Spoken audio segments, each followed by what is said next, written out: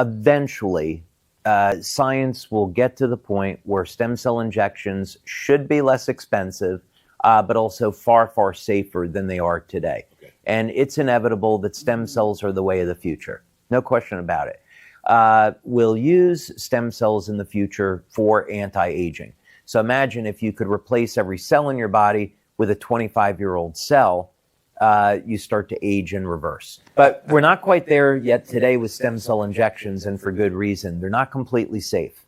So there's a few things that we need to know about this. In the early days of stem cells, which we're not quite out of yet, when you inject a stem cell into the body, we're not entirely sure how it's going to divide. So, for example, in Japan, they were looking to use stem cell injections to treat Parkinson's disease. This was a very well-published study. They injected the stem cells directly into the brain of monkeys. The monkeys died. And when they opened up the brain to see what was happening, you see that the stem cells divided into hair, muscle tissue, liver tissue. And until this problem is solved, stem cells will be relatively risky. Yeah. Another issue is on inflammation. So many times you'll find that people will have stem cell injections and they don't get any benefit. And they're like, well, I just spent $6,000 and I don't feel any different.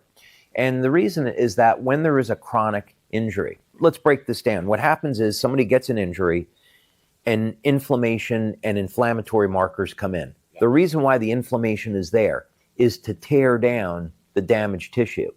But if people's antioxidant system isn't working properly, the inflammation hangs around and now the stem cells can't do their job. So the stem cells are attracted to the inflammatory cytokines at the injury. And if the antioxidant system can't keep those cytokines under control, then the stem cells die when they get to the injury site. So you can get an injection of stem cells and then the inflammation kills the stem cells and you don't get any benefit, right? Yeah. Now the patch is very, very different. Yeah. Copper peptide acts as an anti-inflammatory.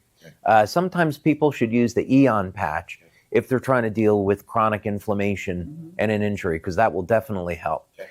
But people have a chronic injury, they use X39, and now it's going to help to bring down that inflammation.